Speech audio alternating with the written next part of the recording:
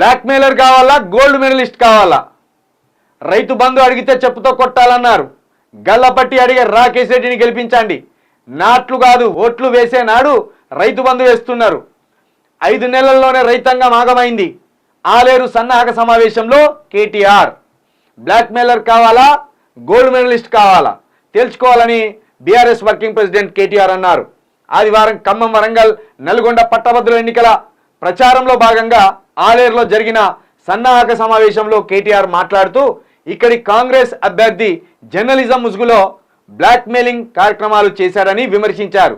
ప్రభుత్వంలో ఉండి 5 నెలల్లో రేవంత్ రెడ్డి ఒక్క హామీ కూడా అమలు చేయలేదన్నారు. నిన్న మొత్తానికి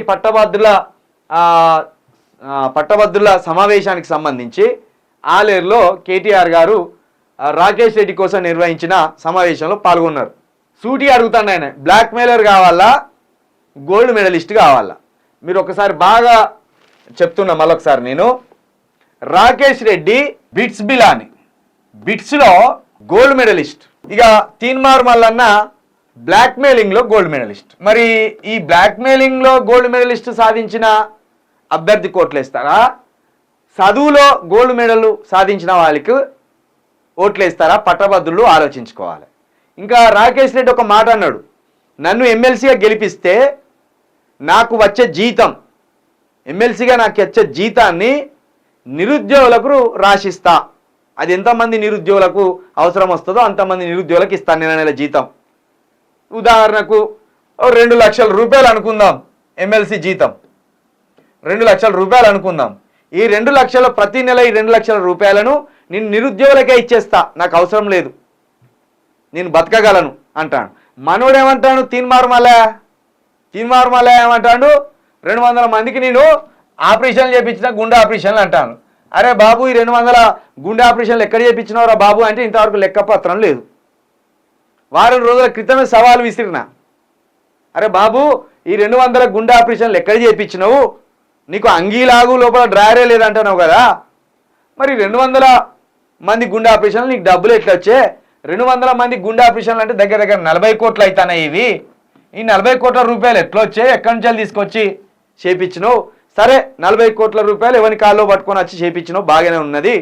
మరి 40 కోట్లు పెట్టి 200 మందికి గుండె ఆపరేషన్లు చేపిస్తే వాళ్ళు వచ్చి నీకు ఎందుకు ప్రచారం చేస్తలేరు? ఎవరైతే ఆ లబ్ధిదారులు ఉన్నారో నువ్వు చెప్పిన వాళ్ళు 200 మంది గుండె ఆపరేషన్లు చేపించిన వాళ్ళు, ఆ లబ్ధిదారుల ఇంటి అడ్రస్లు ఏంది, వాళ్ళ పేర్లు ఏంది, వాళ్ళ గ్రామం ఏంది, వాళ్ళ డిస్టిక్లు ఏంది చెప్పురా బాబు, నేను పోయి ఇంటర్వ్యూలు చేసి నీకే ఓట్లు వేపిస్తా అని చెప్పిన. ఇంతవరకు పత్తా జాడ లేదు. గాలి మాటలు నోటికి వచ్చినాయి మాట్లాడిండు, బయటపడ్డాడు. మరి అట్లా తప్పించుకునేటోనికి ఎప్పటికప్పుడు పూట గడుపుకునేటోనికి ఓట్లు ఎత్తారా? మీ తరపున ఉండి కొట్లాడే రాకేష్ రెడ్డికి ఓటేస్తారా? ఈ పట్టభద్రులు ఆలోచించుకోవాలి. ఖమ్మం, నల్గొండ, వరంగల్ ఈ 3 జిల్లాల్లోని పట్టభద్రులు తీన్మార్ మల్లన్న అనేటోని సోప్ టాప్కు చూసి పడిపోకుర్రి, తీన్మార్ మల్లన్న అనేటోని మాయమాటలకు పడిపోకుర్రి. తీన్మార్ మల్లన్న అనేటోడు నిత్యం అబద్ధాల, ఆయన బతికే అబద్ధాలుగా.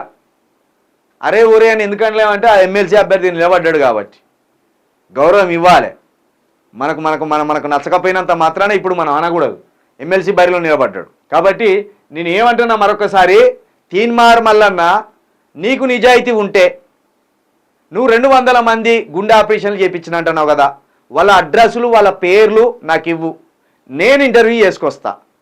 లేకపోతే నువ్వు తక్షణమే నీ ఎమ్మెల్సీగా నువ్వు అనర్హుడివి, నీకు నువ్వు బరిలో నుండి తప్పుకోవాల్సిందే. నువ్వు ఇది నా ఛాలెంజ్. నీకు దమ్ము ఉంటే చలో రా, నా న్యూస్ ఛానల్కి రా, నేను ఇంటర్వ్యూ పెడతా. 200 మందిని తీసుకొని రా, ఇగో చలో 200 మందికి నిజంగానే తీన్మార్ మల్లన్న గుండె ఆపరేషన్ చేయించిండు, వీనికి ఓట్లు వేసి పడేయరు అని చెప్తా.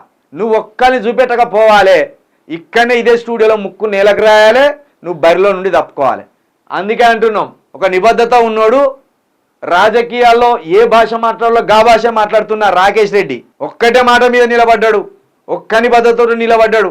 నీలా 100 పార్టీలు తిరగలే, నీలాగా 100 పార్టీలు తిరగలే. ఆయన అగో బీజేపీ కోసం పనిచేసిండు, బీజేపీలో ఉన్నాడు, బీజేపీలో తనకు అన్యాయం జరిగితే ఒక్క మాట కూడా బీజేపీ మీద పల్లెత్తు మాట కూడా గిట్లా దురుసుగా మాట్లాడలే.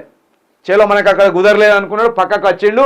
కథ తెలంగాణ కోసం, తెలంగాణ అభివృద్ధి కోసం తెలంగాణలో మనం భాగస్వామిగా తెలంగాణ కోసం కొట్లాడాలని బీఆర్ఎస్లో తిరిగింది.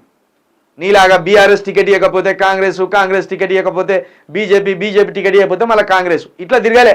4 తలకాయల పాము లెక్క 4 దిక్కులు తిరగలే.